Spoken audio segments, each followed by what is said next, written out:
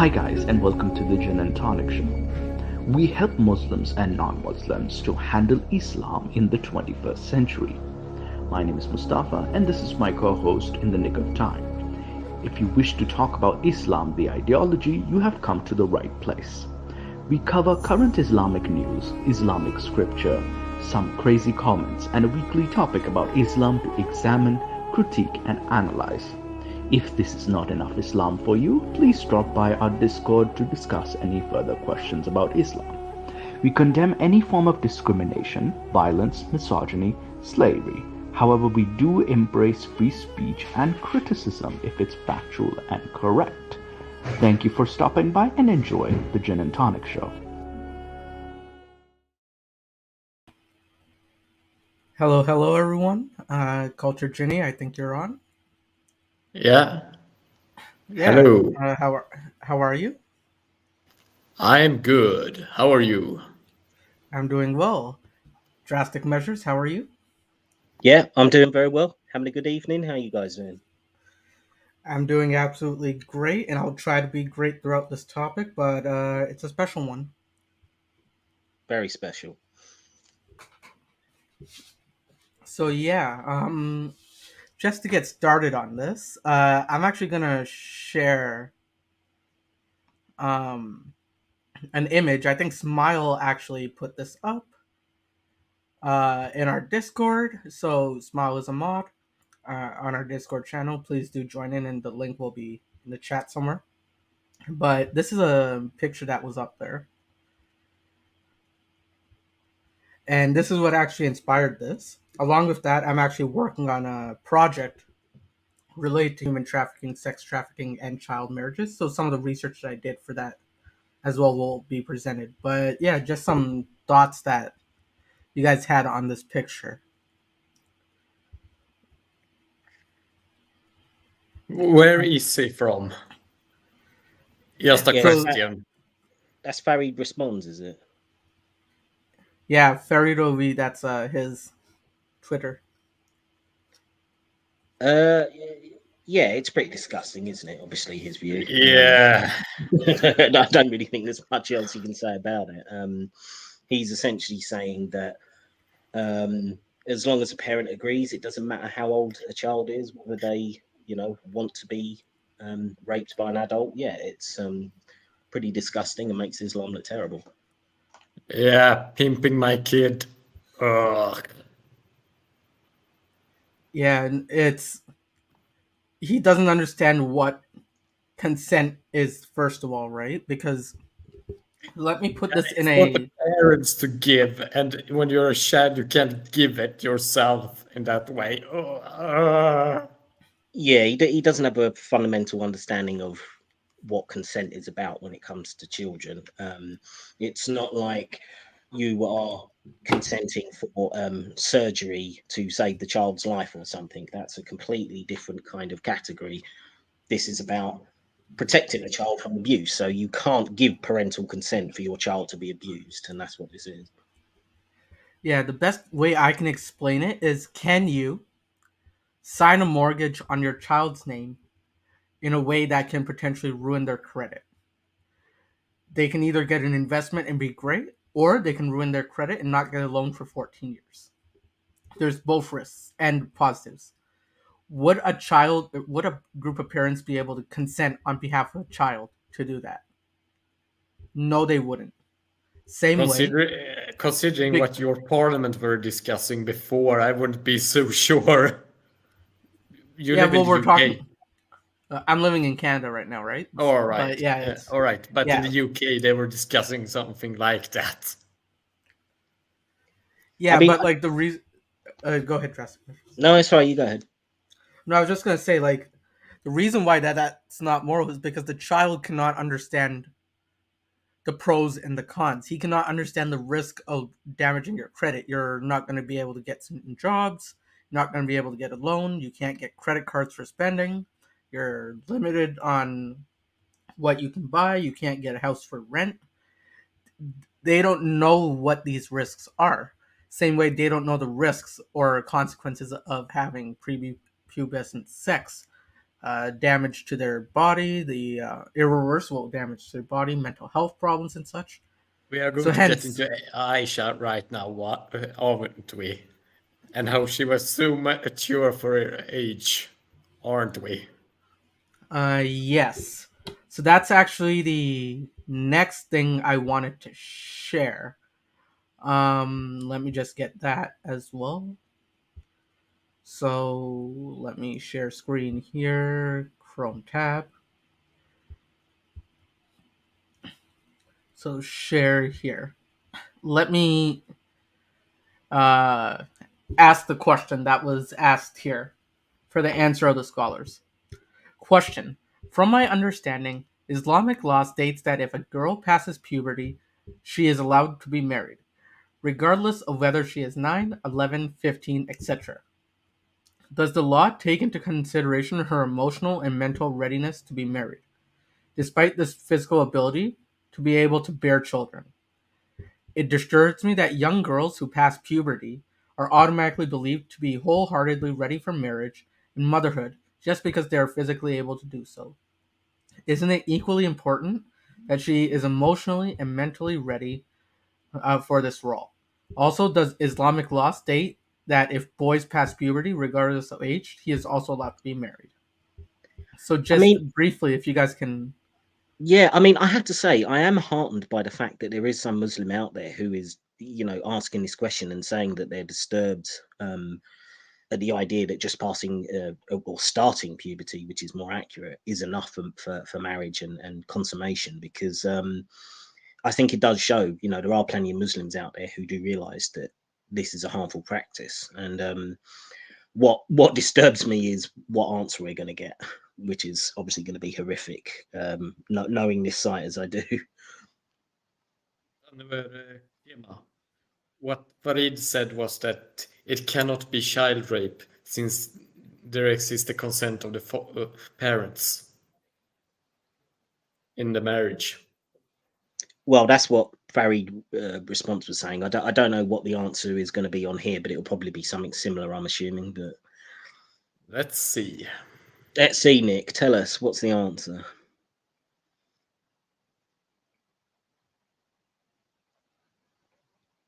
Can you guys hear me? Can you guys hear me? Yeah, I can hear you. Yeah, We so can hear sorry, you. Technical issues. That's all right. But Don't yeah, keep so us let's just. hanging, Nick. Come on, we need to see the answer. Yeah. So, answer. Praise be to Allah. Firstly, it is permissible for a man to arrange a marriage for his young son even if he has not reached puberty. It is also permissible. Wait. So, even This is before even reaching. before puberty. Yeah. It is I also suppose, permissible. Yeah, I go ahead. suppose if he's arranging it, then maybe just making the preparations, but they're not going to go ahead until he has reached puberty. Is that what they mean? I'm not sure. For sure. Yeah, let's see if he expands on that. So, it is also permissible for him to arrange a marriage with his young daughter, even if she had not reached the age of puberty. It was narrated that there was a consensus on this point, but that is provided that compatibility is taken into account and that a clear and real interest is served by this marriage. So, clear interest for who? For the parents or for the children? For the family. Yeah, the parents who get their dowry and whatever else, and yeah. So who's going to raise the kid? So who's going to raise the married couple's children? Is it going to be the entire family? Or are they all going? Both sides of the family all going I to sleep mean, on the same bed? traditionally, yes, that would be the case. Yeah, I can kind of see that in an orthodox manner, but nowadays it's mainly the husband and the wife that have to live together at This this still point. existing and being practiced is kind of anachronistic and doesn't Yeah, fit with modern society. yeah. The next So paragraph is interesting, though, isn't it? I've just read ahead what the scholars are saying, but are you going to read that bit, Nick? yeah. So Ibn Abdullah Bar said the scholars are unanimously agreed that the father may arrange a marriage for his young daughter without consenting her. The Messenger of Allah, blessings and peace of Allah be upon him, married Aisha when she was 6 years old. We actually have a video example of this that we will show if I can stomach it, but we'll react to that a bit later. But just before we go any further, your thoughts on this? Well, it's saying that you don't actually need the consent, and the following bit seems to be saying the same thing. It's as long as there's a consensus of the Muslims, which I assume that means the community, it doesn't really matter what the hell the child wants. Yeah, it's just the parents do it. The daughter has to go along with it, and she's in for some misery. So it has been some pushback on it. Let's see. It's not prescribed to arrange a marriage for a young girl unless she is clear and real interest to be served by doing so. Same applies to young boys. But the ruling is emphasized more with regards to girls because a girl has a power to divorce. Talak. Or, yeah, that's divorce in Arabic, right?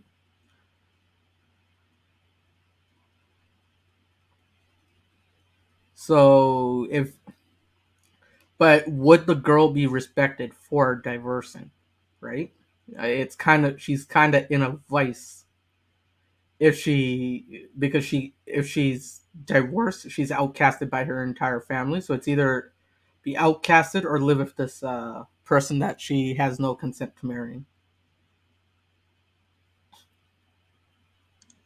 Yep, pretty much. So it's pretty horrific.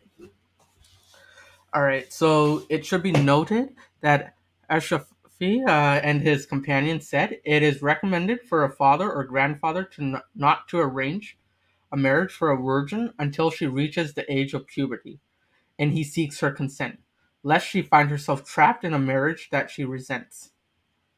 This is a fair thing. What they But it, said isn't, yeah. but isn't that ironic though? So they're saying it's recommended to do it the way that Muhammad didn't do it. I find that quite Yeah, interesting because obviously they didn't wait until she had reached puberty before the marriage, did they? She was 6 years old. yeah, Yeah, and and it the was thing is, consummated at the age of 9. Yeah, yeah, but they It's were still married though. Still, the marriage was arranged and went through 3 years before she reached puberty. So therefore, they're saying it's recommended not to do it the way that the Prophet did it. I just find that interesting. Yeah.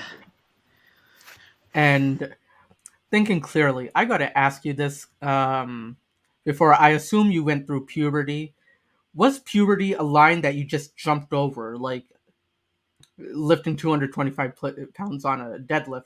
Is it something you just snap happens overnight, or is it something that takes years to go through with? I'll tell you when I finished. Yeah, so it's they all these people talk about it as if like, oh, she woke Yeah, up one day and she was a she's now an woman adult. just instantly. Yeah, Yeah, went to bed a child, woke up. The equivalent of a 18-year-old or something. Yeah, it's yeah. ridiculous. I can't speak about the female experience, but as a male, there's at least 7 to 10 years of looking at Playboy magazines before you're a man. So it's like it's not something that just happens overnight the way that these people assume. So puberty isn't actually the best line. Now, let's say someone who's on birth control pills, they don't feel the effects of a period as much or menstruation as much as someone who isn't on. Did they not complete puberty? Or they can't have children? Did they not complete puberty or something? Like, they don't really specify what it is. It's basically the words of barbaric people who don't understand basic biology.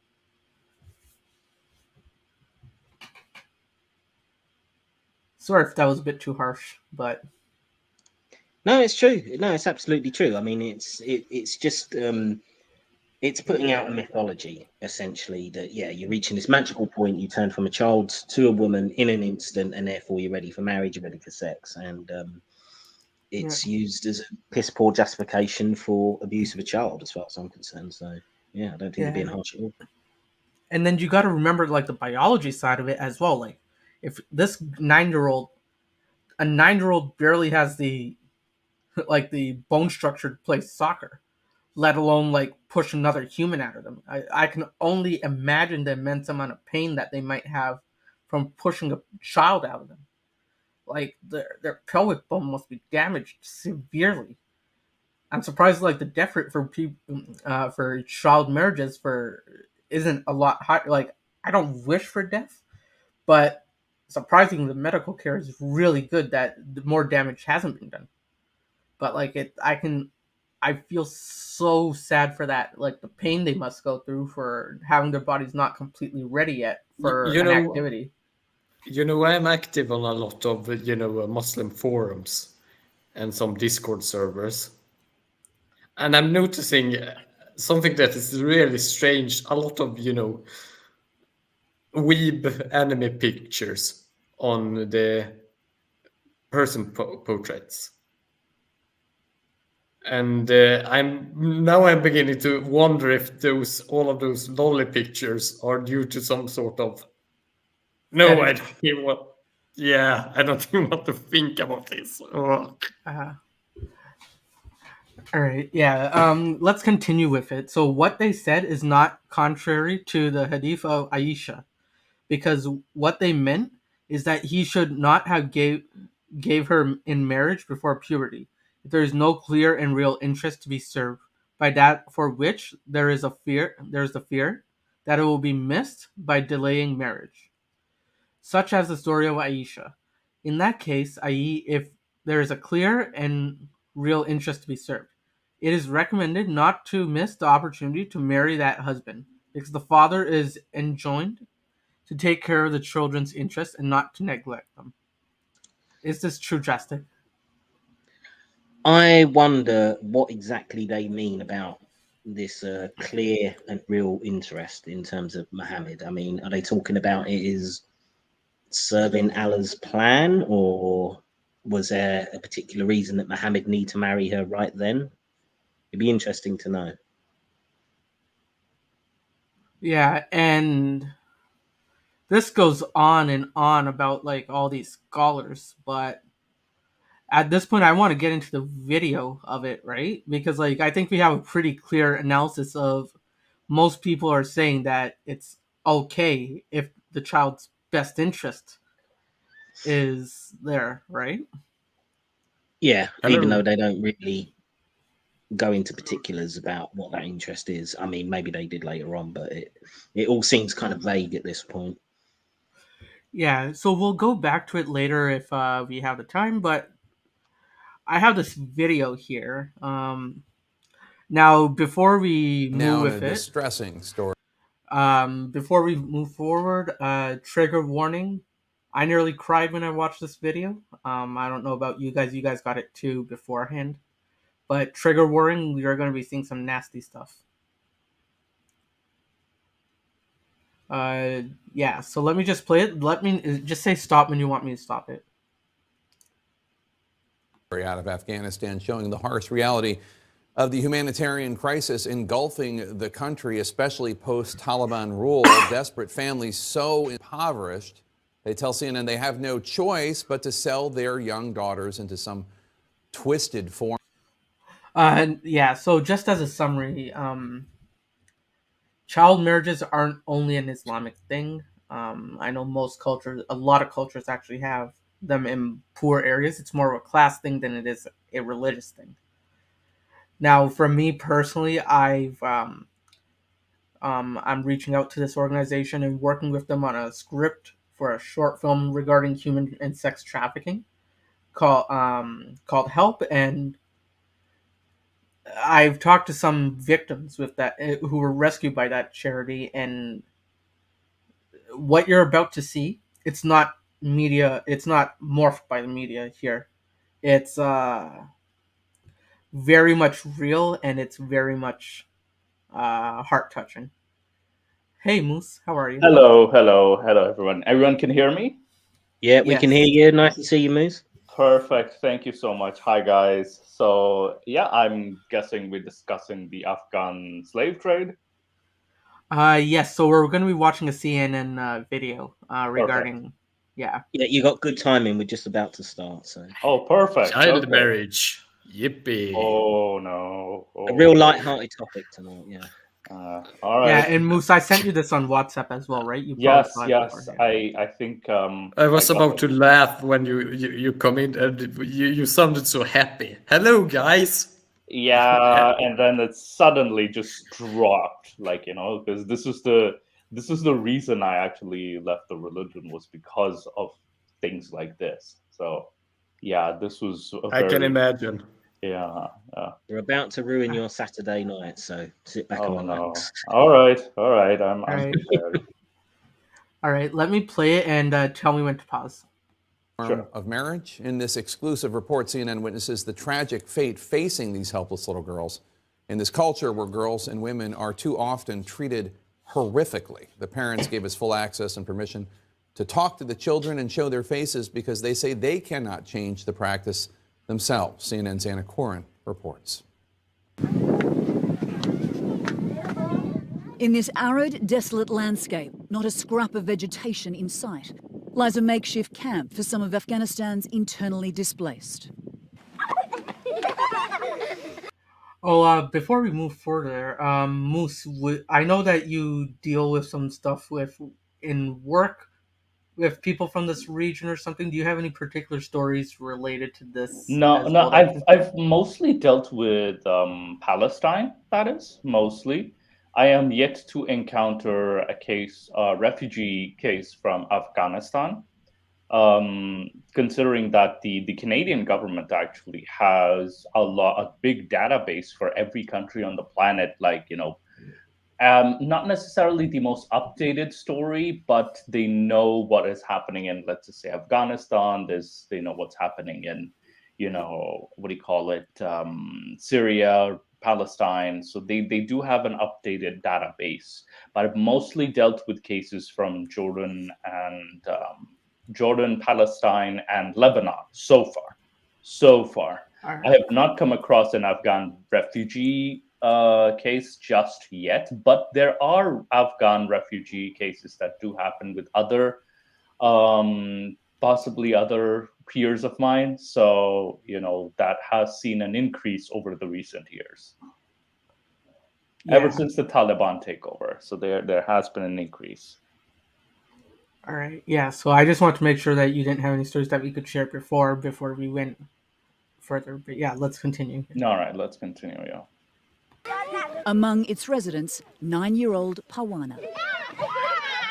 Her bright pink dress squeals of laughter and childhood games, a ruse to the horrors unfolding in this unhospitable... Pause. Okay, to all Muslim apologists, this is what a 9-year-old looks. These are what 9-year-olds look like. Yeah. Take a good look. Take a very good look. All right, let's continue. So, Moose, this is just to confirm. This is how old Ali Dava's daughter would be when he's ready to marry her off. That, and was as old as Aisha. This is as old as the minimum age of penetration, Yes. and especially in the schools of thought. So yeah, this is the age. Like, take a good look. Yeah. environment. Pawana's family moved to this camp in Baghdis province 4 years ago after her father lost his job. Humanitarian aid and menial work, earning $3 a day, providing the basic staples to survive. But since the Taliban takeover 2.5 months ago, any money or assistance has dried up. And with 8 mouths to feed, Pawana's father is now doing the unthinkable. I have no work, no money, no food. I have to sell my daughter, he says. I have no other choice. I just want to ask, or This put is it out there. I just wanted to add that this sad reality of poor countries where you live in these sorts of societies where you need to do this to survive. Yeah, no, I was gonna say that exact same thing where he's like, if there is someone out there who can take my daughter, give me money so I can feed the rest of my children, and also give her a life where she's able to eat and not be hungry. That's probably the perspective he's thinking of it from, as a father, right? We're probably losing it in terms of translation. If that's really how he's thinking, I commend him for that. If it's not, then he can burn in hell. But If keep in that, yeah, mind, it's a systemic yeah, issue, right? It's yeah. a huge systemic issue. The religion allows this, the what do you call it? The society allows this. So this is like, and also he's just desperate. So yeah, and especially the Taliban's government, ever since whenever they take over, shit like this happens. All right, yeah, let's continue. But like, yeah, thank you, Culture Genie. Drastic measures. You were going to say something? Yeah, I was just going to say that. I mean, I wouldn't go so far as to say that I commend him. I would say that I understand the desperation, and I wouldn't envy being in that situation. I mean, it's hard to judge him too harshly considering what the alternatives are. And yeah, I would just like Moose was saying, it's the situation around them, the The situation with systemic, the yeah. society, with the religion, with the Taliban, and also I will say this: the occupation and the withdrawal being as bungled as it was has also caused harm. So an individual family. I mean, how the hell can they control all that? I mean, you can't really blame an individual family so much in during that kind of desperate situation. So I just kind of I've got empathy for the entire family, really. So yeah, it's horrible. Anna, who dreams of going to school and becoming a teacher, applies makeup. A favourite pastime for little girls, but Pawana knows she is preparing for what awaits her. My father has sold me because we don't have bread, rice and flour. He has sold me to an old man. Oh The no. white-bearded man... Might I just add one thing? Yeah. The lipstick on the child. Yeah. What about it? No, it's just that entire picture just... It becomes so disturbing. Yeah, it does. It does. And also how she's convinced too, because, so yeah, it's just, then, And knowing full well that she had a plan to become a teacher or something, or a yeah. career goal, knowing that that's all going to shit. Like some pedophile wants to buy her from a poor family. Yeah. And this is disturbing. This is very disturbing. And coming to that exact point, when I was talking to the girls that were rescued by HELP, the organization in India, some of these girls were so smart when it comes to like the math that they were doing. I would say we were just talking about some calculation, and I was about to pull up my calculator. A guy who's been working as an engineer for how many years? Was about to pull up my calculator to do a calculation, and these girls that were like 13 or 14 were calculating it in their heads a lot quicker than me. And it's like they're so smart, and they could have accomplished so many things if they'd grown up being able to study like that. Instead, they were shipped off to some pedophile, and it just breaks my heart there. All right, let's continue. Who claims he's 55 years old, comes to collect her. No. Did you hear the story before, Moose? Yes, I did. Yes. It's the same. Muhammad and Aisha, and also it's the slave master, slave owner. I mean, slave. Oh no, it's coming back to me. The hadith is coming back to me. Yeah, and it's look, no one's even opening the door for the guy. Like he's just walking in. Yeah. He's bought Parwana for 200,000 Afghanis, just over $2,000 US. Covered up, Parwana whimpers as her mother holds her. You know what? That gave me an idea.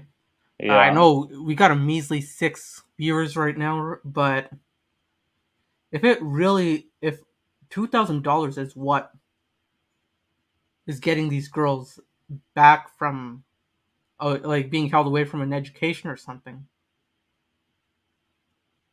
Yeah, What is there any way that we can set up a gin and tonic GoFundMe to potentially probably. Yeah, we can discuss donate it. some to family? Yeah, We can discuss yeah. something like that. We'll discuss it in the Discord and such. But Yeah, like, Could be possible, but it's also important that when you found this sort of thing, that they don't end up in corrupt hands, because that Exactly. will just make the Yeah. situation even worse.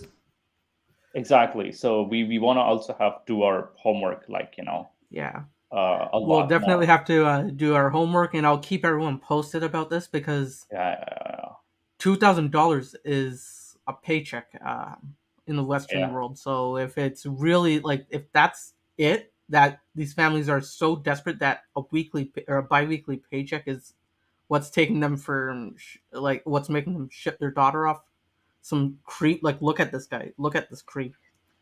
To be fair, Nick, I'd say there are plenty of charities that already exist where you could probably be better Yeah. to donate to rather than Yeah. setting up a new one. Yeah. Yeah. I'll do my research on that. We'll probably talk in Discord or something, and I'll put a link to at least something that people can look. Yeah, that's a good towards watching idea. the video. Yeah. Put it in the video link. Yeah. Yeah. Yeah. Should we push on? Yeah. This is your bride. Please take care of her, says Pawana's father. Of course I will take care of her, replies the man. His large hands grab her small frame. Pawana tries to pull away. As he carries her only bag of belongings, she again resists, digging her heels into the dirt. But it's futile. The fate of this small, helpless child. Pause it there. sealed. Pause it there. Actually, can you skip the video back just a few frames, just to, because I just want to just look at the height of that guy. That's perfect. Look at the size difference between him and his bride. Now, they, as was pointed out, I mean, these are almost the exact ages of Aisha and Muhammad. Yeah. When marriage was consummated.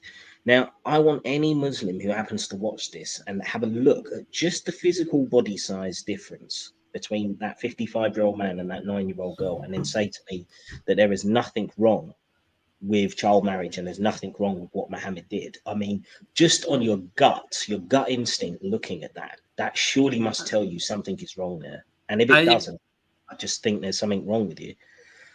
Sorry, I will play the extreme devil's advocate here.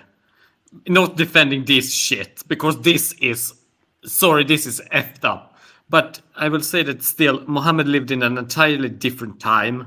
And what he did is not a problem. The problem is that a lot of Muslims think that he is an example to be emulated today. Keep in mind, when you use the different time, he's a man of God.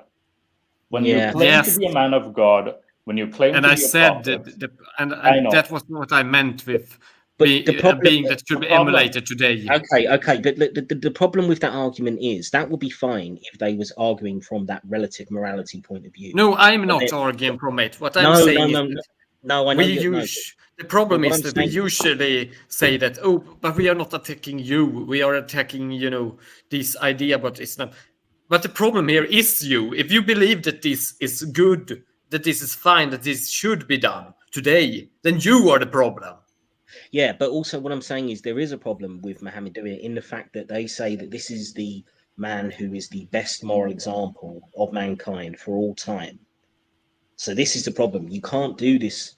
Okay, it was a different time period. If you're going to say that this man's his life is a something that you should mirror in your own life, even today, you're saying that what he did is still acceptable. And this is the problem. So therefore, it's not. I think it's not about like we could criticize. I'm not defending this. I know you're not defending this, but if someone brings up that position, of the time period, it was a different time. It doesn't apply because there already is a claim that Muhammad is perfect. He's a role model for all times, and also he's representative of a god.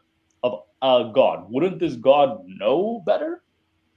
Yeah. So this god also turns out to look really bad. Well, look, this is the thing, isn't it? Because at the end of the day, if Muslims were criticizing Muhammad in the way that you'd criticize any other historical figure, say yes, they're a man or a woman of their time, they're doing things that were consistent in terms of behavior of that time, that would be fine.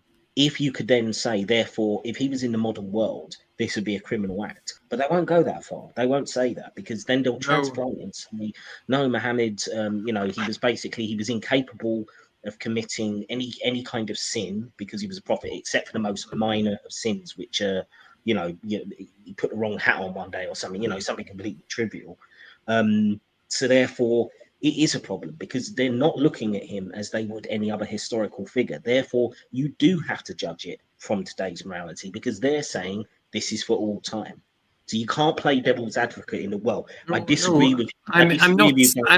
Now, I'm saying that that is how many interpreted it. But the thing is that it's important. I think this is kind of Sun Tzu: always leave your enemy an avenue of escape. But I think it's better if we begin to, rather than think that, because Islam isn't going to, disappear overnight. And I think that gradually moving down on this, issue and saying that, sure, Muhammad might be considered a perfect human, but it was a very different context. And, but Muhammad acted. That doesn't work. You can't be perfect within the morality of your time. That really doesn't work as a concept. Either you're perfect. I mean, sure you can. Murder is wrong usually in Islam, except, for example, in battle or in killing. In other contexts, this is. Let's not get too far off the topic. I mean, but I just meant that there exist avenues I think that could be useful to argue against this practice. That doesn't make Muslims get their thorns out. Well, yeah, become like headshots. Yeah, like they can argue, they can present, like they can. So what you're saying is this is a way for them to squeeze out or like weasel out of this way. But what drastic measures and I are saying is that you really can't make that argument. It's a very it's pathetic, and at the same time, it's you cannot make that, especially because especially I've said, so Islam is outdated. I've actually asked somebody, so is Islam outdated? And they get mad at that too. So it's like, there's no consistency. So they're holding two mutually exclusive positions in this. On one hand, they're saying it's morality for all time, and then on the other hand, they're saying, oh well, he was a man of his times. You can't have both of those things at the same time. You have to choose one. Yeah, because they're contradictory. And Muslims, I'm not saying all Muslims, but the majority of Muslims that I've spoken to want to have their cake and eat it. They want to adopt both those positions simultaneously, and they are mutually exclusive, and something's got to give. And I'm not prepared to allow that kind of hypocrisy when I have conversations. It's hypocrisy. I agree. Would this be shifting the goalpost? Would this be an example of shifting the goalpost? I don't think it's shifting the goal. Well, how do you mean? Like as a fallacy, that is, when they say, "Oh, he was a man of his time, but he's a man of perfect for all times." Would this be an example of shifting the goalpost as a fallacy? I wouldn't necessarily call it that. I mean, I'm not a philosophy expert, so getting into the listed fallacies, I'm not a good person to it. But I mean, I would just repeat what I said. I think they are two mutually exclusive positions to hold. I cannot see how those two things can exist at the same time, and so therefore you've got to. What I would say to Muslims is you've got to choose one or the other. You can't have it both, and if you're not willing to do that, then you're being dishonest with yourself. Anyway, Amir Masad is currently saying that CNN equal real. This is probably staged. If you understand the language, you would know anyway. There is a Twitter thread about. You mean Twitter thread? Yeah, Twitter thread. Proving it was staged. The people got paid for Oh it. my goodness. Well, of course it was. Everything is staged. It's Yeah, Islamophobic. Islamophobia. Yeah. But I mean, there are several hadiths which show that Muhammad consummated his marriage with Aisha when she was 9. So this is from the interpretation of Islam that says that everything Muhammad did will always be fine and should be emulated. Then this scenario that's playing out here is just following that example. So even if it is fake, it does not change the underlying issue. And not only that, this issue actually happens even if this particular clip is staged. This is happening in Afghanistan. This is happening. This is happening to many girls in Afghanistan. Yeah, I mean, I was looking up some of the UN reports since the Taliban took over, and there's hundreds of cases of children in their very early teens or younger, as young as 10 or 9 years old, that have been sold off and been forced into these kind of marriages. So yeah, even if this was staged, so what? That doesn't mean it's not going on. But is it staged? I've seen no evidence for that. So yeah, he's arguing it doesn't happen like this. I'm like, now you're just being ignorant. Now you're just being. How about this? I'll put the link in the chat. Why don't you come on and tell me how fake I'm from the Masid tribe. You don't have a clue what happens there. Okay. All right, then come on and educate us, please. But yeah, until then, let's continue. All right. But it's futile. The fate of this small, helpless child. All right, let's continue. One sec. Let's read this comment here. And what's the and? People do marry 9-year-olds, but not like this, huh? So can you come on and tell us exactly how it's done? Because this is a serious topic. We're talking about marrying children here. It's not like it's magical with rainbows, flowers floating everywhere. Man, it's like it's going to be sad no matter where it is. Nick, if he doesn't want to come on, I just say we should push on with the video. Yeah, let's just go. Has been sealed. Child marriage is nothing new in poor rural parts of Afghanistan. But human rights activists are reporting an increase in cases because of the economic and humanitarian crisis engulfing the country. These are devastating decisions that no parent should ever have to make, and it really speaks to what an extraordinary breakdown is happening in Afghanistan right now. For months, the UN has been warning of a catastrophe as Afghanistan, a war-ravaged, aid-dependent country, descends into a brutal winter. Billions of dollars in central bank assets were frozen after the Taliban swept to power in August. Banks are running out of money, wages haven't been paid for months, while food prices soar. According to the UN, more than half the population doesn't know where their next meal is coming from. And more than 3 million children under the age of 5 face acute malnutrition in the coming months. People of Afghanistan need a lifeline. And while $1 billion has been pledged by UN donors to help the Afghan people, less than half those funds have been received as the international community holds off recognising the Taliban government. People of Afghanistan will be dying of hunger in the next couple. I mean, I have to say, I'm kind of, I'm in two minds on this, because on the one hand, I understand that you don't want to legitimize the Taliban, but at the same time, cutting off all kind of aid and everything else, you're not really punishing the Taliban so much as punishing the population by starving them out like this. So I'm not 100% sure how really they can do these things. I'm not that smart on international politics, but I do know that these kind of sanctions. I mean, the same thing has happened. When Iraq was being sanctioned, it was the population that suffered and not Saddam Hussein. Exactly. It's the civilians that end up suffering, right? Yeah. So it's but at the same, it's like also I kind of also am with the UN, because where will those funds go? Because if you have a Taliban government, I also doubt where those funds will go.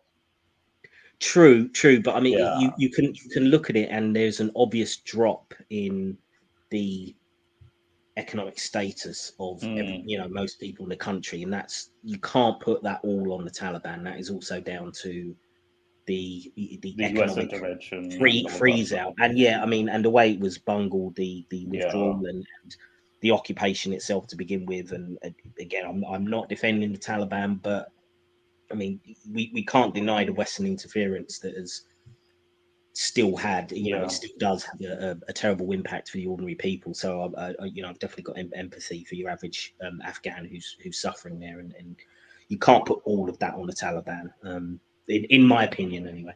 Yeah, and Amr Masood is still like, they are not children. Afghanistan war has turned many children into, oh my goodness, this nonsense. I dare you to live in one country, you would never survive until there. You won't understand how anything works. Oh, please.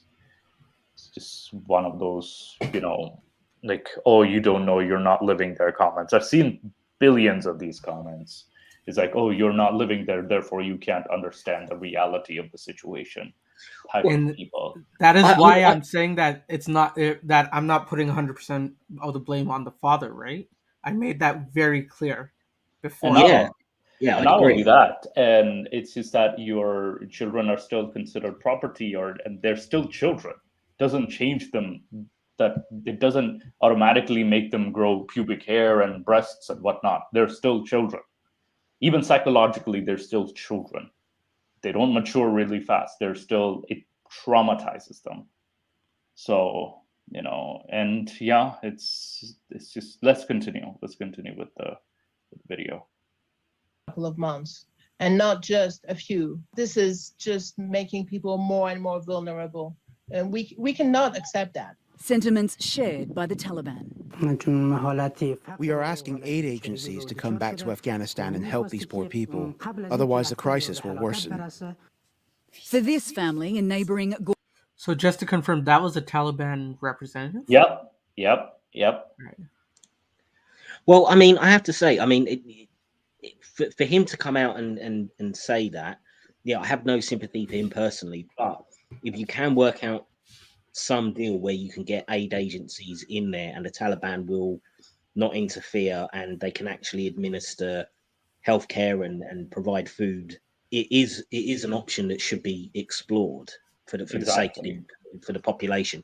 I know it's horrible, the idea of working with people like the Taliban, but we've done much worse through history. We allied with, the West allied with Stalin to defeat Hitler. We sometimes international politics is ugly, but for the benefit of the ordinary people, I would say it is worth exploring. Absolutely, it's just the civilians we're trying to help here. Yeah, absolutely. All right, let me continue. For province, they are trying to sell two daughters, 9-year-old Litan and 4-year-old Zeton, for $1,000 US. Jeez, this is only 4. All right, let's. Sorry, I'm just sorry. It just traumatized me. Sorry. Do you know why they're selling you? The journalist asked Zeton. Because we are a poor family and don't have any food to eat, she says. Are you scared? He asks. Yes, I am. Another family in Gore province borrowed money from their 70-year-old neighbour. Now he's demanding it back, but they have nothing to give, except their 10-year-old daughter, Magul. My daughter doesn't want to go and is crying all the time. I am so ashamed, he says. Terrified, she threatens to take her life. If they push me to marry the old man, I will kill myself. I don't want to leave my parents. All right, what kind of business does the neighbor have asking for their daughter? I don't know. That's human trafficking. Doesn't it say it later? I think, didn't he lend them some money or something? Yeah. He's basically one of those lenders who, like, unauthorized lenders who then demand, like, you sell your daughter to me. So this is someone very sinister, and he demands it at probably a very high interest rate, and probably, like, he's just taking advantage of these people.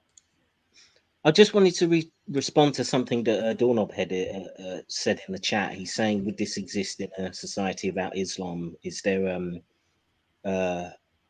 other countries, like with poor conditions about Islam, where this is going on? I think that's basically what he's asking. Good question. I would assume there probably is. there must be. I would have thought. Yeah. So I'll actually bring up a few statistics that I found in a bit. After we're done this video.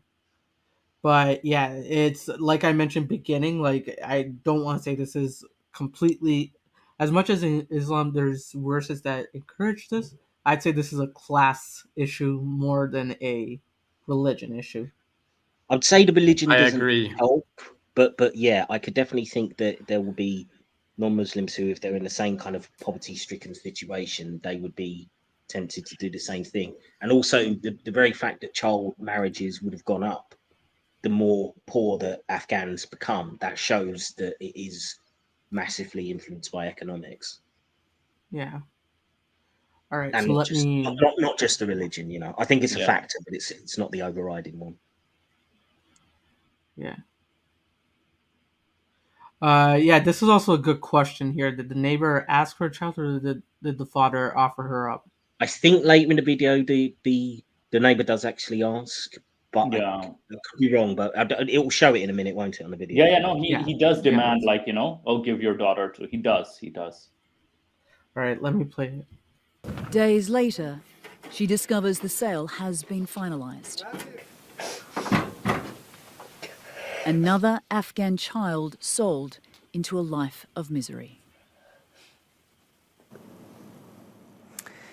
Jake, it is just gut-wrenching knowing what these young girls will be subjected to, and just an update on young Magul, the last girl in our story there. She will be handed over to the 70-year-old man in the coming days.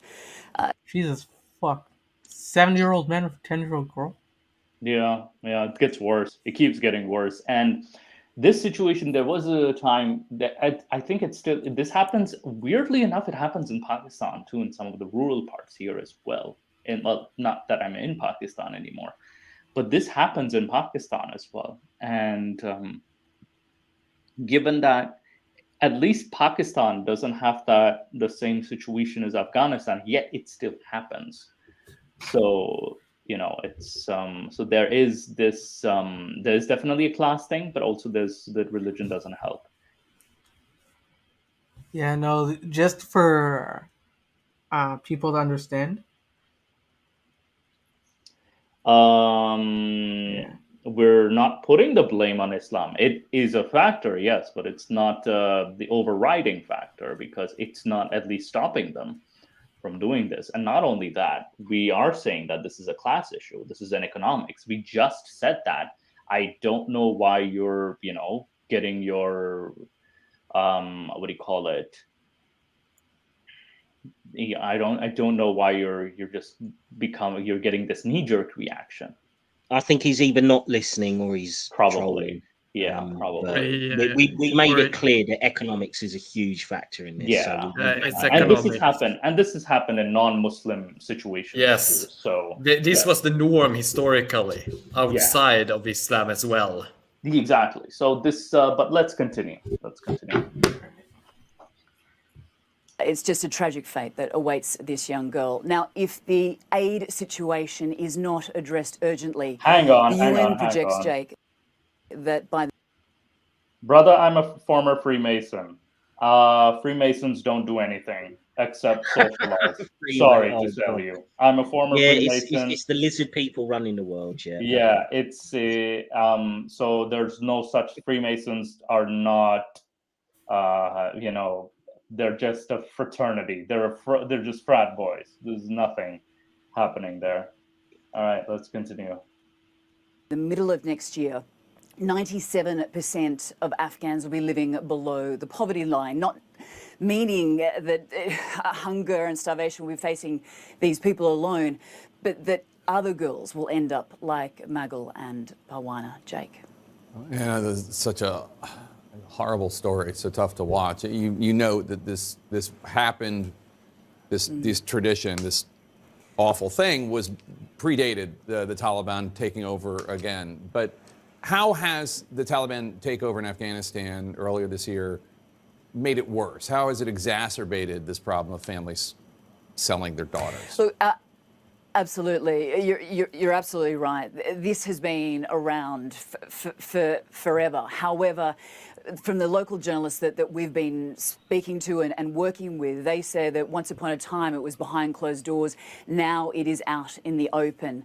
The international community is obviously refusing to recognise the Taliban as the official government, and as a result they are freezing billions of dollars in reserves that would, otherwise go to the people of Afghanistan. They're doing this to try and hold the Taliban to account, especially on their record regarding human rights of women and of young girls. But by punishing the Taliban, it means that money is not getting to Afghans most vulnerable, which obviously includes the girls in our piece, Jake.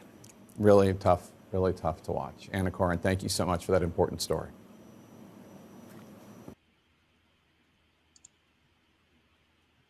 Yeah, I mean, that wasn't actually bad for a CNN report. I mean, I'm not a big fan of American news channels. They tend to be incredibly superficial, but I thought her summary was reasonable. That, you've got that difficulty, haven't you? You choke off the money supply to the Taliban, and the problem is that the people are also going to suffer. So, and in fact, they will be the main ones that suffer. So, yeah, I mean, it's a horrible situation, but. And Nick, sorry to interrupt. Nick, you had some statistics you wanted to share. All right. So what I'm gonna say, I'm gonna want to say uninterrupted, because just in case someone out there is listening and doesn't understand what you'll think, hey, what exactly is wrong about this? I'm gonna tell you exactly what's wrong about this with statistics, with information about where I got this. And I will also, yeah. So first of all, let me get the first study here. Child marriages pose a significant threat to children's health.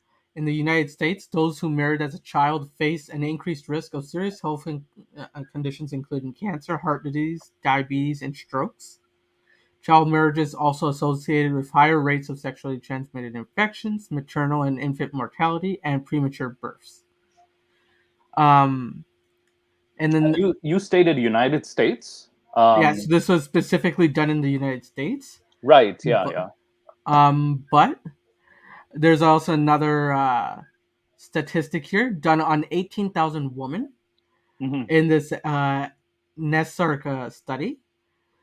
And they found that there's a 41% increase in risk of mental disorders because child marriages should be considered as major psychological trauma.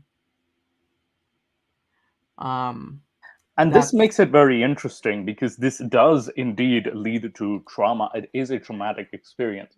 And even when the child doesn't show it, child marriages do indeed,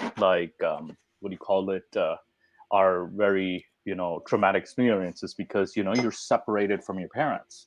It's just, especially at such a vulnerable age. Yeah, so another thing is child marriage and psychological well-being in Niger and Ethiopia. This is from BMC Public Health. Okay. I'll also post the link for this once I'm right. done with it. Because the Ethiopians also practice it even outside of Islam. Yeah. So this is covering all of them. So child marriages continue to be highly prevalent in Africa, where almost 40% of girls are married before the age of 18. Okay. And even then, imagine this is happening to even someone lower than 18 can suffer from psychological issues. Imagine them being younger. That is, imagine how much worse it gets. Yeah, and it shows that Niger has one of the highest rates of child marriages globally. Over 75% of the girls are aged between 15 and 19. And what are the demographics of Niger? Do you happen to know? Yeah, I can find that out. Actually, let me find that out. Actually, don't do that. Let me find that out. While you're finding that out, I'll give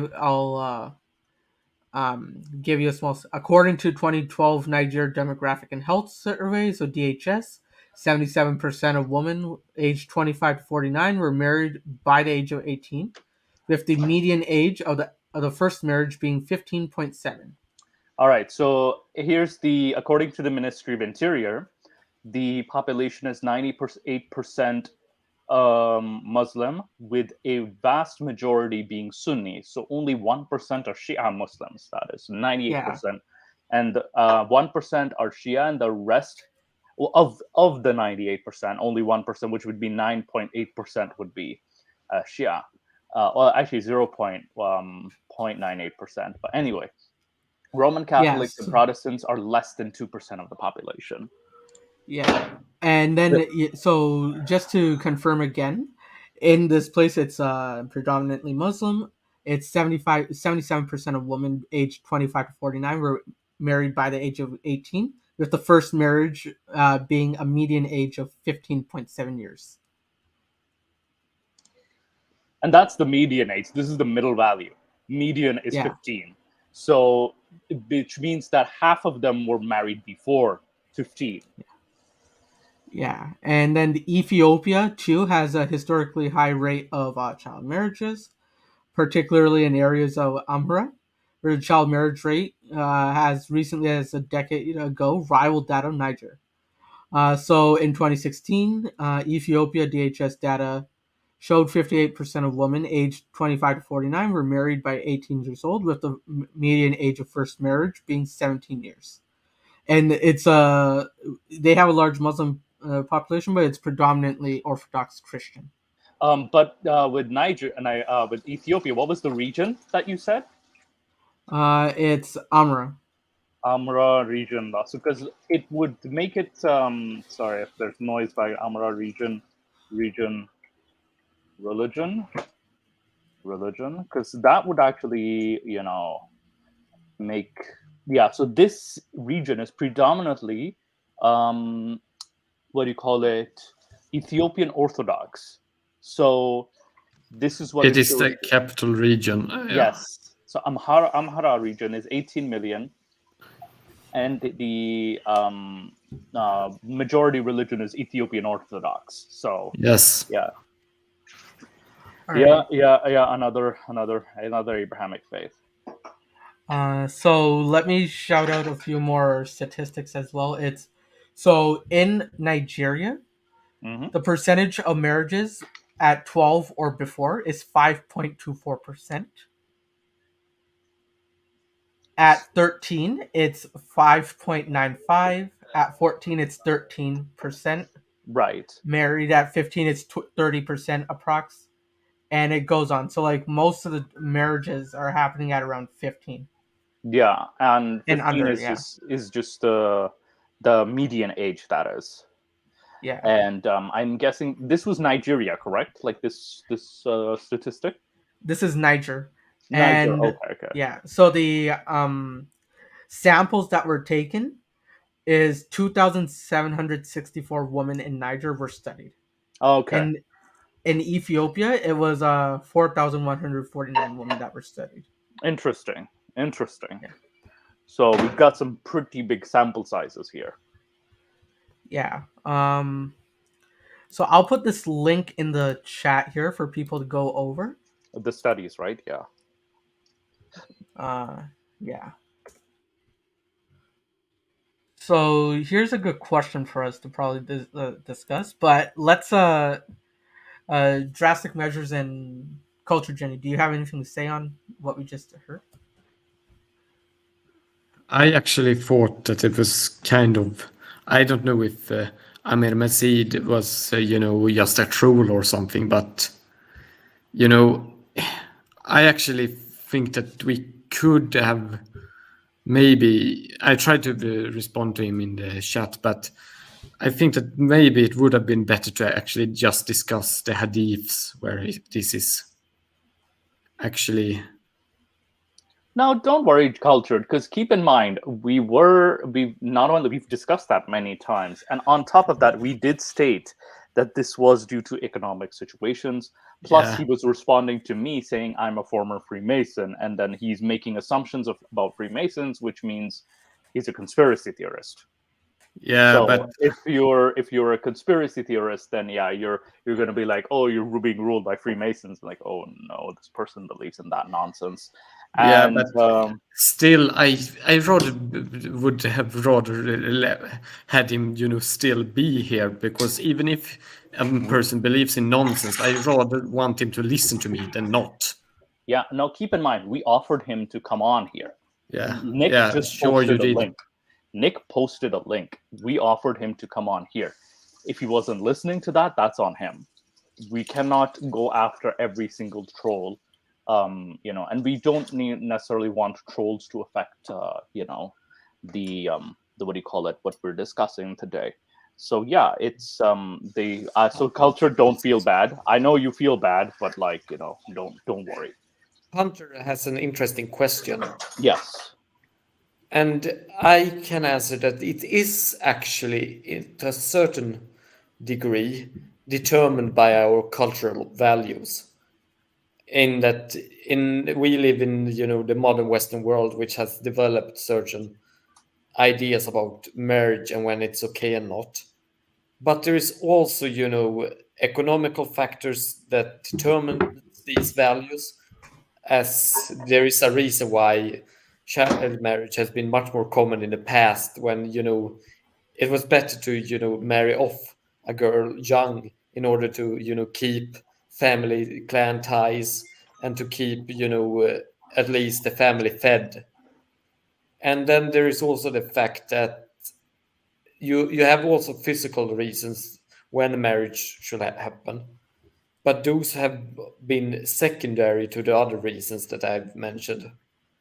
But you do have, for example, purely physical, biological reasons as to why you should not, for example, consummate the marriage at a certain age, because it can cause harm, not just psychologically but physically as well. And I think a majority of us go through the second stage of puberty by the age of 18. That is, we have completed those stages of puberty. Um, so I think that's sort of like though in some countries it's 16, some countries it's 21. It really depends on the nation, but that's just bare minimum. We're asking 18. And even in Pakistan, they set the age to 16, the bare minimum. So that, because again, that's where you've passed the stages of puberty. And also, I think culture, Jenny, you bring up an interesting point about the physical reasons, even though that was secondary. Um, I know the past. I remember Fatima when she came on here. She said that people in the past did used to marry young because of the life expectancy, or uh, the deaths due to childbirth. But ironically, that was what contributed to the deaths due to childbirth, because Yes. you hadn't even developed and you're giving birth. So that also led to women dying due to childbirth as well. So that was that double edged. So it was also the ignorance of the past, a huge ignorance of the past. Well, yeah, I Yes. mean, there are studies that show that I think it's each year that you're below the age of 18, where you have where you give birth, there's a significant increase in your risk of Yes. risk of harm or death to the mother and the child, and all kinds of other complications with pregnancy and stuff like that. So there is wisdom to setting a higher rather than a lower level. Yes, you could say, okay, a 14-year-old may give birth and the child and the mother may be fine, but because you are statistically you are increasing that risk quite a lot each year Yes. you go down, it makes sense to have a higher benchmark just as a general level of protection for people, rather than go lower and increase that risk for no real justifiable reason. And Doorknob he has also said, like, I've heard of some girls that get consummated when young and die as a result of complications. And yes, that is the case. And what I've read is that what's interesting is that Ayatollah Sistani on his website, he states that, if someone has, they're permitted to marry someone under 9 lunar years. But if they develop problems, so the person owes blood money to the girl. and blood money was historically used as for murder. So, this is the kind of thinking that goes behind. So even the scholars, they know that this is risky, but they do it anyway. Should I give the historical context that remember that children in the time when Muhammad lived weren't so much, individuals as they were an extension of the family They were also planned unit. property. Keep in mind, they were also Yes. property too, because even mentioned many times in the book that they are property. So children, in a essence, even in that time, were considered a part of your wealth, so to speak. So No, having many children, I think you're kind of on the right track, but not exactly, because they weren't slaves, as in, I know they weren't slaves, but legally. they were still an extension of the wealth and property that you Yes, had. not extensive wealth per se, but an extension of the clan.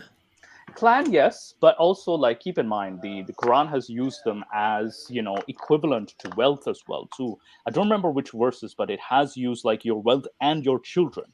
That is so.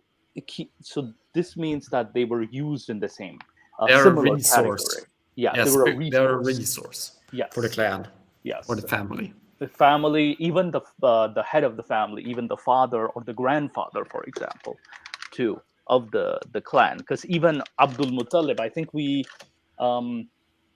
Abdul Muttalib saw his was willing to sacrifice his what do you call it son Abdullah, but he was spared.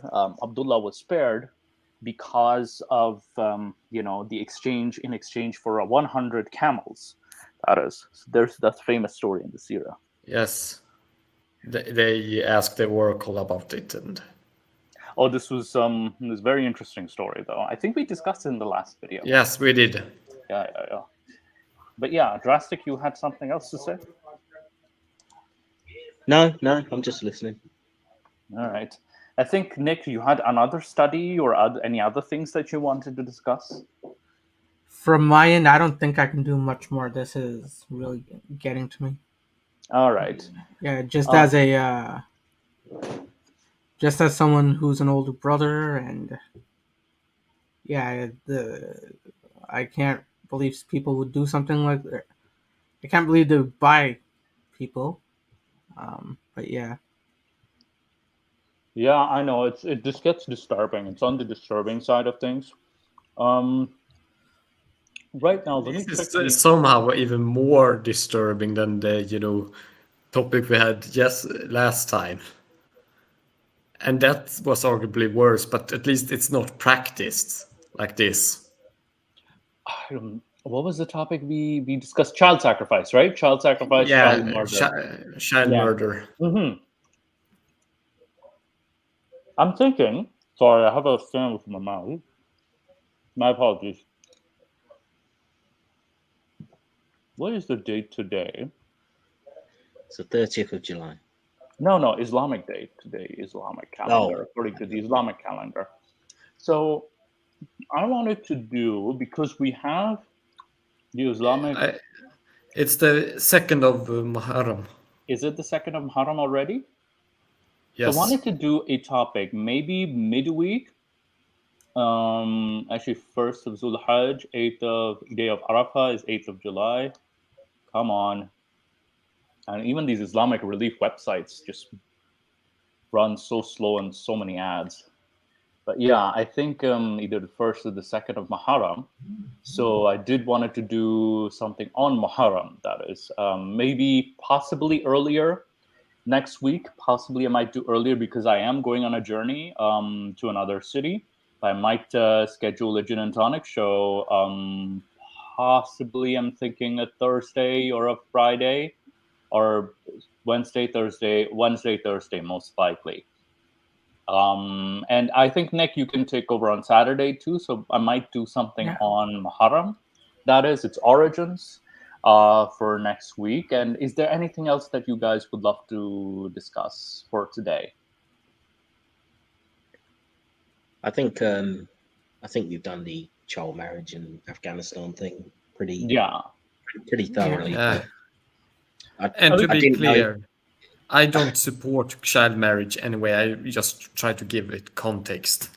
And I try to, because I think it's better also to give Muslims an out so that they rather reform rather than, become totally isolated and, put their thumbs up their ears. I don't think that anybody thought that you were defending child marriage. I mean, you made it clear you were playing devil's advocate. I think it was just that you did state you were extreme. You said you were extreme devil's advocate. So I think we understood your position. So don't worry, we're not attacking. Well, I think we were just arguing from the point of view that the devil's advocate position is not a tenable one to hold. That's what I was arguing for. No. Anyway. You could argue through PS or analogous reasoning, kind of like how certain Islamists argue that you can use firearms. Muhammad didn't use them, he used a sword, but you can use it instead. That you could actually, I've seen certain scholars use the same argument to up the age. Yeah, I think that in itself, I think because it's a different topic, like it's what do you call it? Warfare, that is. I think warfare is rather different from marriage, that is. And warfare has been constantly updating, whereas a child is a 9-year-old no matter what. 9-year-old, 8-year-old. Yeah, but you could make some argument about medical complications and such. Yeah, and keep in mind, this is still practiced today. So this is the only thing that hasn't updated, especially in the laws, especially in the Sharia, especially in the what do you call it, the ruling status and the jurisprudence rulings. So this still happens. Like even Iran's Ayatollah supports something like this. This is the supreme leader of Iran. So this still is an issue to this day. And sorry. Go ahead.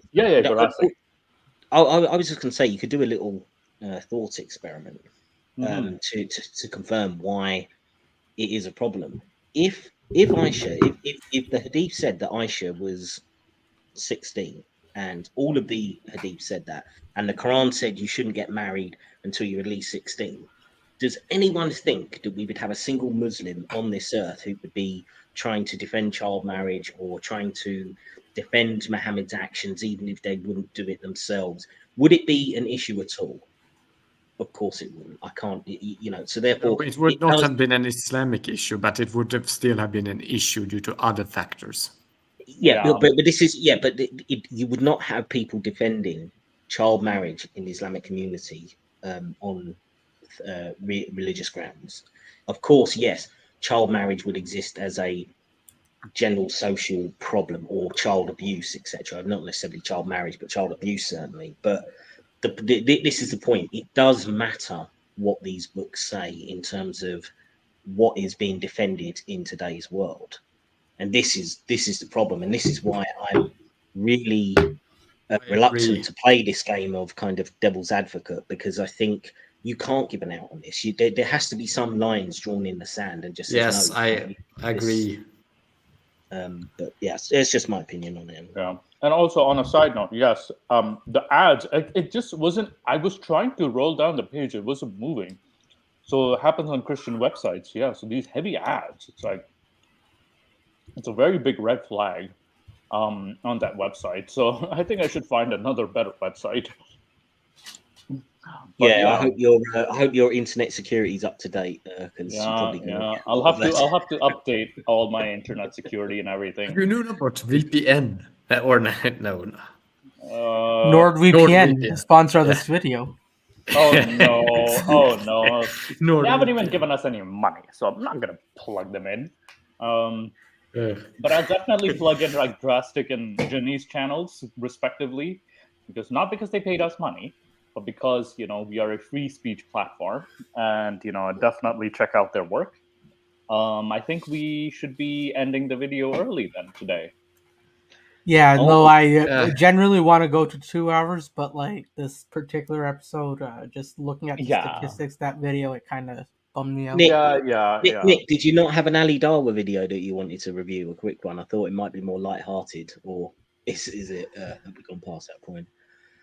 I think for me, at least, like some of the interactions I had in like it, yeah, I think we're past that point. For That's me, cool. At least. That's no problem. Yeah. I think No we can do a problem. midweek review of Ali Dawa's Yeah. statements. And I think we might find some videos floating around, like with the apologists. Videos are coming out like left, right, and center. So we might even do a Fareed video as well too. So Yeah. who knows? For me, like I just want to make one statement. Like I've actually talked to some of the victims directly as well. Like I'm not trying to hype myself up or whatever. Like I'm currently working with an organization called Help, reaching out to them, doing some research and getting a short film script ready so we can make it. And if that CNN video was really a skit, they did a bloody well good job at making skit realistic, because Right, we that's got literally how it is. a question in the comment section again about Oh. Hunter. Oh, about the age of marriage. I can re-answer it again as I did before. There are three things that really determine the age of marriage. First is the cultural factors, because there has to be an acceptance about a certain age, or not an acceptance of a certain age, which decides if it's right for marriage. The second is economical factors, because economics and how society is structured economically will affect culture in certain ways. Feudal clan societies, or societies before industrialization, will be more accepting of younger marriages, as it's a way to ensure the prosperity or continued survival of the greater family. And so it becomes an economical aspect in that regard that is very important to understand for what the right age is for marriage. And the third is also that there exist biological factors, like consummating a marriage too early can be dangerous to a child. But it does not prevent marriage. Yeah. And that means that, because economics and the cultural factors sometimes trumps the other things, sadly. And Hillary's emails, you'd be very surprised. I've seen situations where wealthy have married younger as well too. Yeah, that happens. And that has happened. So it's not just necessarily the cultural, religious, socio. But that's usually a cultural thing. That's cultural and usually religious. But religion and culture, I see religion as a subcategory of culture. I kind of see them as separate, and I see them as like both affecting each other, because religion does heavily influence it. And yes, poor people, and and I would be very surprised. Sometimes it's the other way around too. So this is a general view, but the realities of the ground realities get very complex and complicated.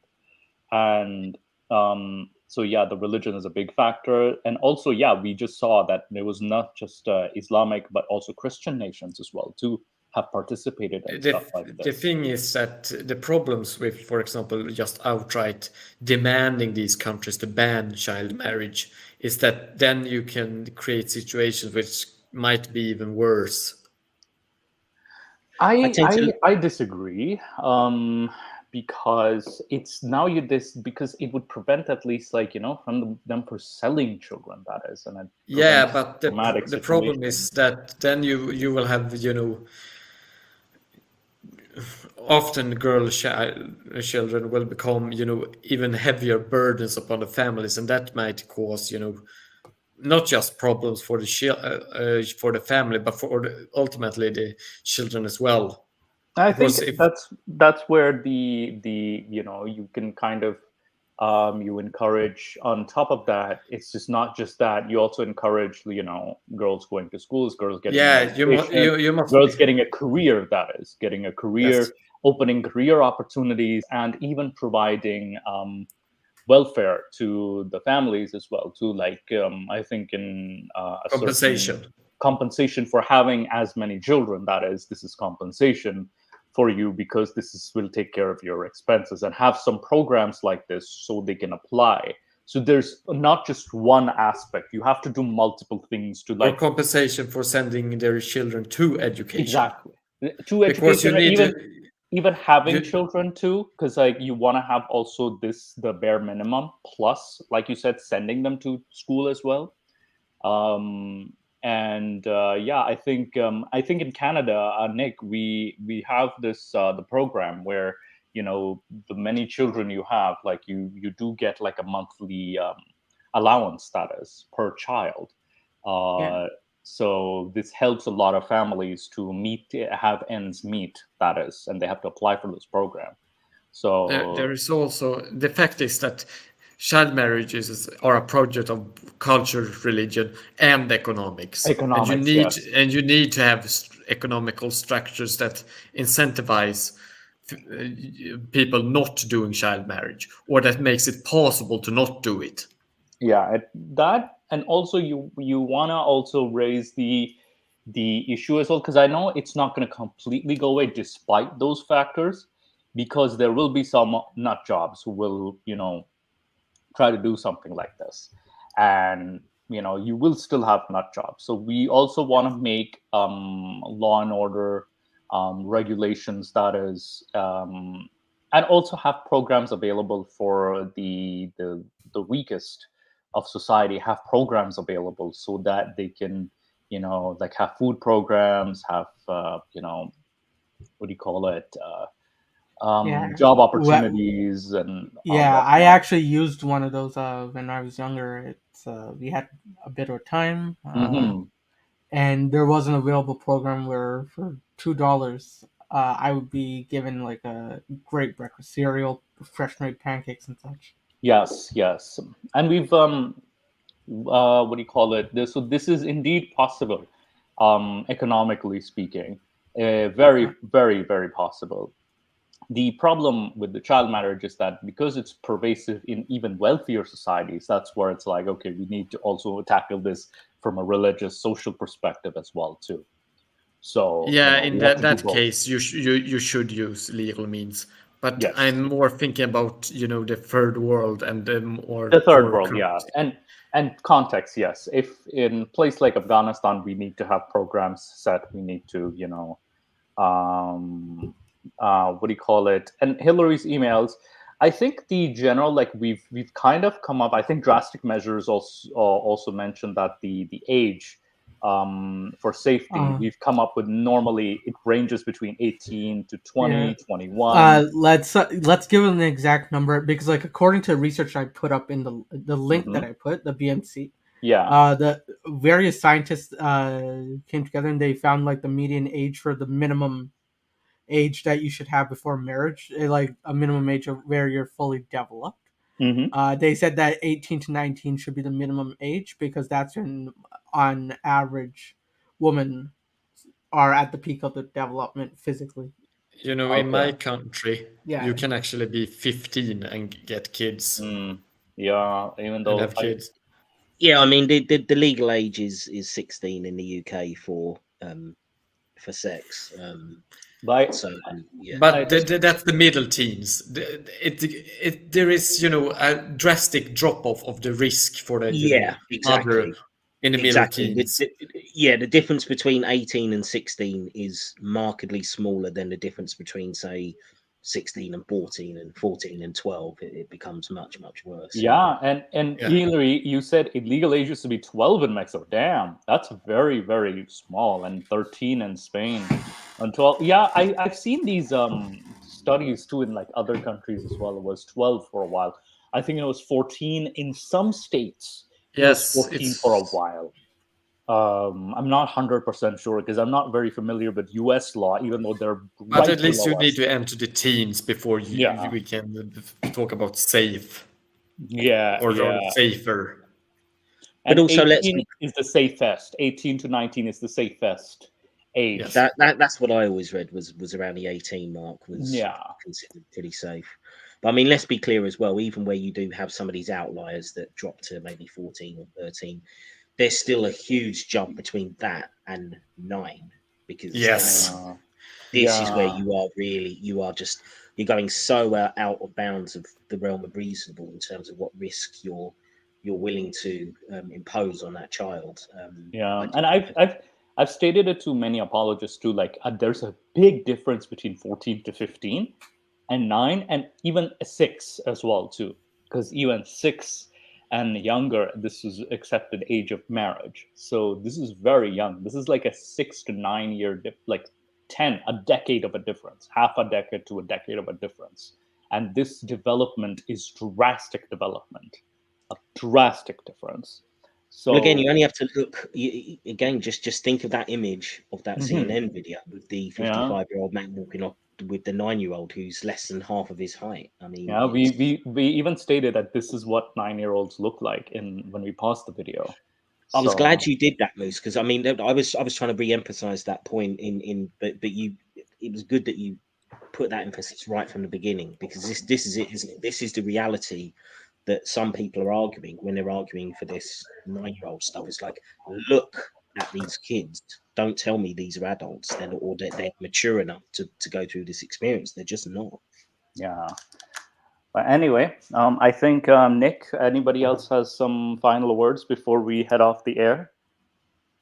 No, I'm all good. Yeah, all right, we'll join you guys on Discord then, and we'll just end this broadcast. Thank you so much, guys. Thank you for joining us today. Thank you again, Ginny and Drastic. You guys are amazing.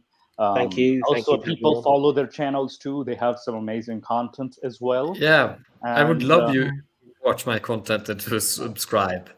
Definitely subscribe to Jimmy. And Subscribe Drastic to Measures. Drastic. Yeah, Drastic Measures. I'm your biggest fan. Can I get an autograph? Only when I can charge a lot of money for it, then you can have one. We'll get Drastic Measures a table in a Comic-Con, and then we'll have like that video about the person that said, "Donate, please." Do you know what I'll do? I'll take the modern day debate host, Where, Jibbo? James What's his Kunz. name? Yeah. I don't know, for those of you who don't know this, James Kunz, the host of the Modern Day Debate channel, got a Subway tattoo on his back and got $50,000 worth of Subway. What? Yeah, so I'm going to do the same thing for Drastic Measures. I'm going to put his logo on my chest. Walk without the top 3 buttons. And I'm going to get free autographs for him. Oh, You'd be lucky to get 50 cents for that, let alone $50,000. Creepy. Considering what we have discussed in the latest hours, that's selling a lot. All right, guys, let's head off the air, and thank you so much for joining us, the lovely audience. Thank you. See ya. Good night.